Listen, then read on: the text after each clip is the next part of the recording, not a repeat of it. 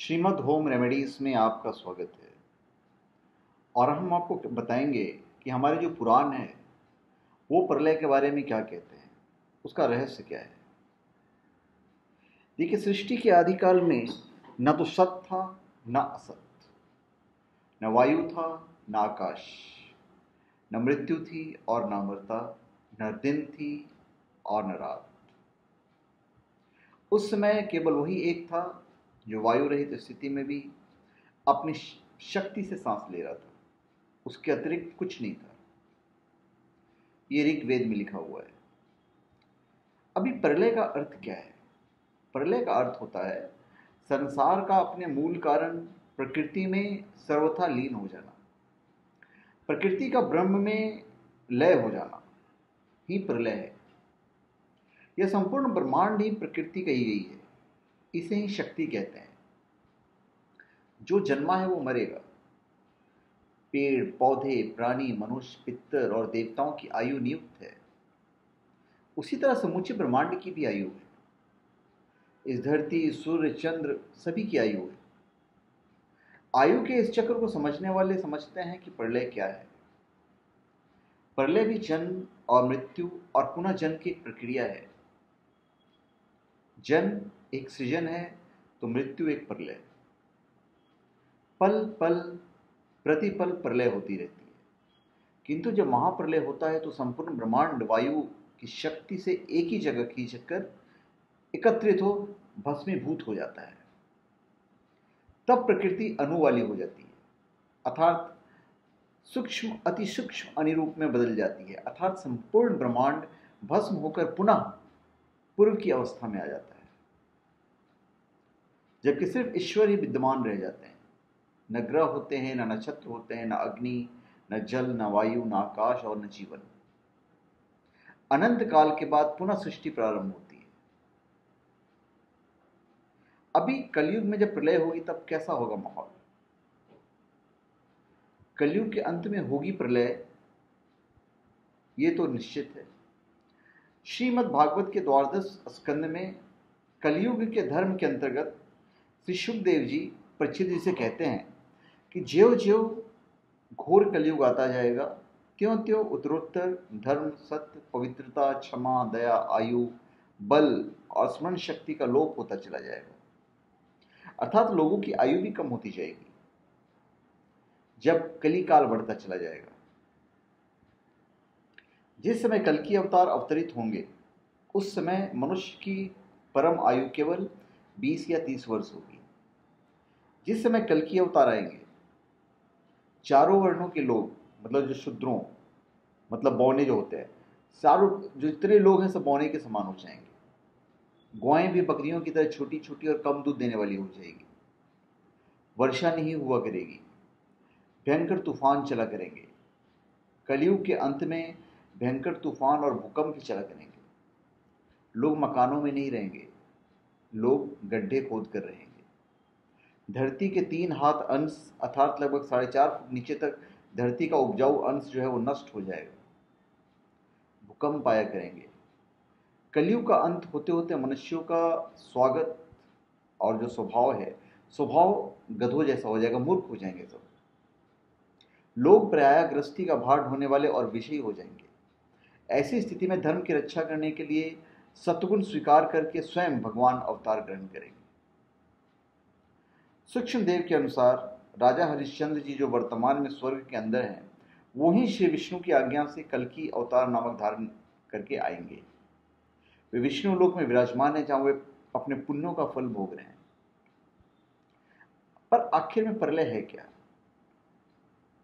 एक निश्चित और नियुक्त काल का पूर्ण हो जाना ही प्रलय है।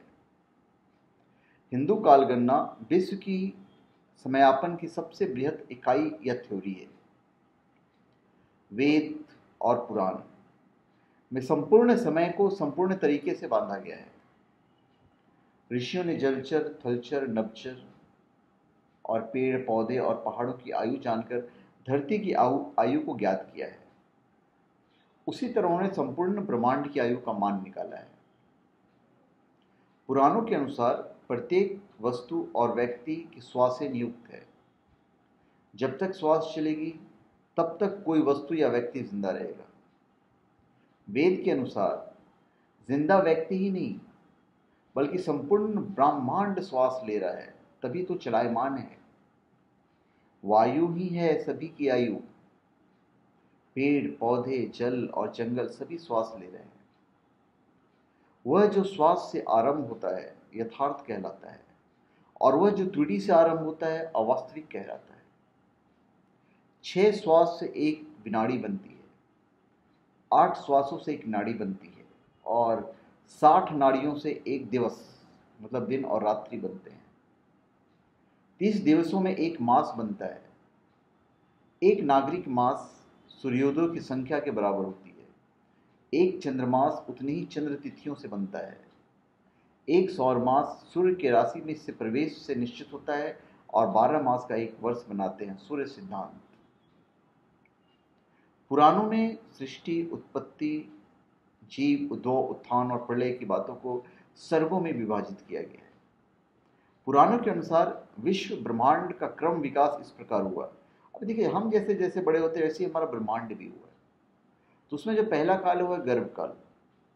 करोड़ों वर्ष पूर्व संपूर्ण धरती जल में डूबी हुई थी। जल में ही तरह तरह के वनस्पतियों का जन्म हुआ, और फिर वनस्पतियां की तरह ही एक कोशीय बिंदु रूप जीवों में उत्पत्ति हुई, जो न नर थे और न मादा।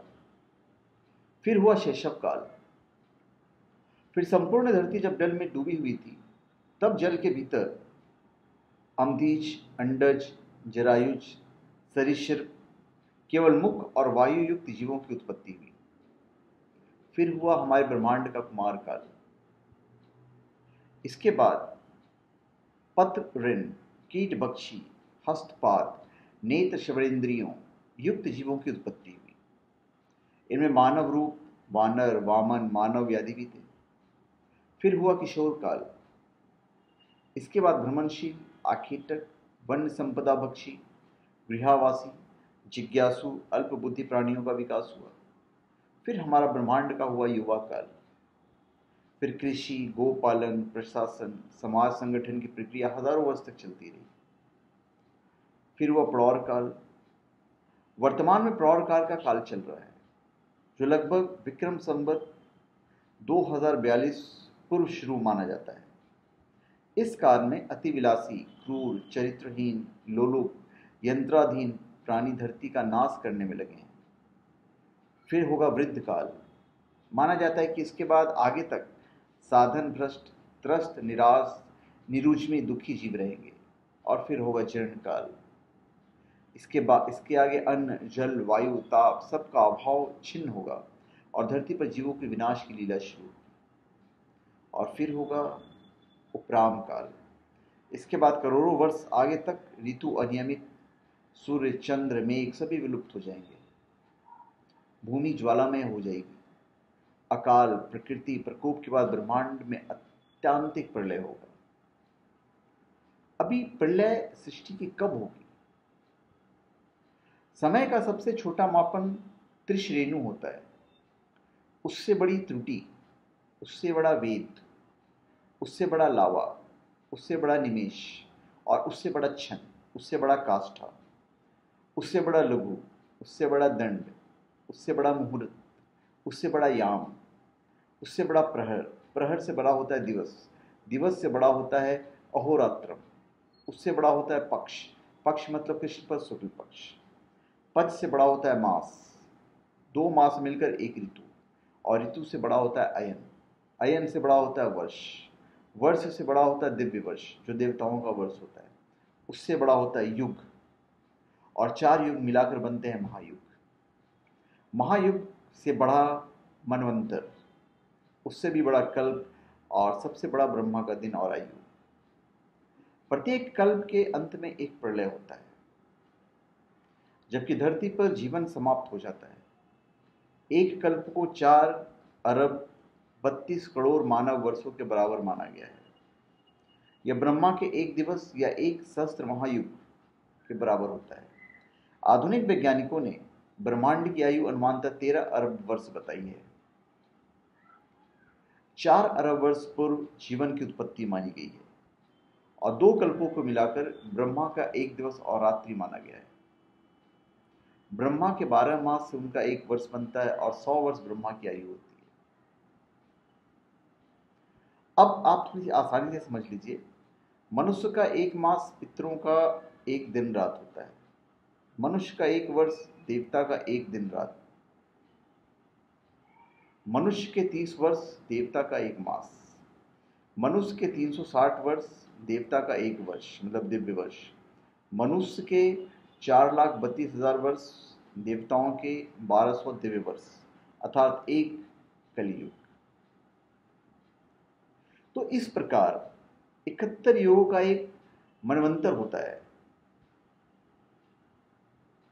प्रत्येक मनवंतर के अंत में सतयुग के बराबर अर्थात 17,28,000 वर्ष की संध्या होती है। तो ये एक लंबा चौड़ा कैलकुलेशन है। अभी जो प्रलय है वो कितने प्रकार का होगा? हिंदू पुराणों में प्रलय के 4 प्रकार बताए गए हैं: नित्य, नैमित्तिक, द्विपार्थ और प्राकृत। एक अन्य पौराणिक गणना के अनुसार यह क्रम है नित्य, नैमित्तिक, अत्यांतिक और प्राकृतिक प्रलय। अब नित्य प्रलय क्या है? वेदांत और पुराणों के अनुसार जीवों की नित्य होती रहने वाली मृत्यु को नित्य प्रलय कहते हैं। जो जन्म लेते हैं उनकी प्रतिदिन की मृत्यु अर्थात प्रतिपल सृष्टि में जन्म और मृत्यु का चक्र चलता रहता है। कई तरह की प्राकृतिक आपदाओं को भी नित्य प्रलय के अंतर्गत रखा गया है। यह छोटी मोटी जल प्रलय भी हो सकती है और तूफान भी। प्रत्येक मौसम या ऋतु के बदलाव के वक्त यह प्रलय होती रहती है। व्यक्ति के भीतर में नित्य प्रलय चलती रहती है। इस वक्त धरती और ब्रह्मांड में प्रति सेकंड नित्य प्रलय जारी है। फिर है अत्यांतिक प्रलय। अत्यांतिक प्रलय योगी जन के ज्ञान द्वारा ब्रह्म में लीन हो जाने को कहते हैं, अर्थात मोक्ष प्राप्त कर उत्पत्ति और प्रलय चक्र से बाहर निकल जाना ही अत्यांतिक प्रलय है। मृत्यु से बढ़कर है मोक्ष। फिर है नैमित्तिक प्रलय। वेदांतों के अनुसार प्रत्येक कल्प के अंत में होने वाले तीनों लोकों का क्षय या पूर्ण विनाश हो जाना नैमित्तिक प्रलय कहलाता है। पुराने के अनुसार जब ब्रह्मा का 1 दिन समाप्त होता है तो विश्व का नाश हो जाता है। एक कल्प को ब्रह्मा का 1 दिन माना जाता है। इसी प्रलय में धरती या अन्य ग्रहों से जीवन नष्ट हो जाता है। नैमित्तिक प्रलय के दौरान कल्प के अंत में आकाश से सूर्य की आग बरसती है। इनकी भयंकर तपन से संपूर्ण जलराशि सूख जाती है, समस्त जगत जलकर नष्ट हो जाता है। इसके बाद संवर्तक नाम का मेघ अन्य मेघों के साथ 100 वर्षों तक बरसता है। वायु अत्यंत तेज गति से 100 वर्ष तक चलती है। उसके बाद धीरे धीरे सब कुछ शांत होने लगता है, तब फिर से जीवन की शुरुआत होती है। फिर एक होता है प्राकृत प्रलय।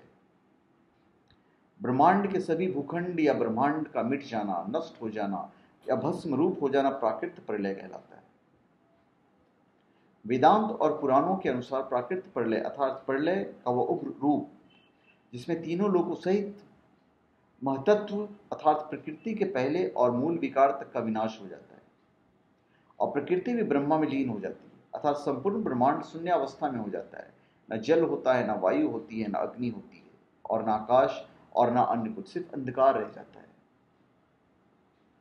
तो पुराणों के अनुसार प्राकृतिक प्रलय ब्रह्मा के 100 वर्ष बीतने पर अर्थात ब्रह्मा की आयु पूर्ण होते ही सब जल में लय हो जाएगा, कुछ भी शेष नहीं रहता है।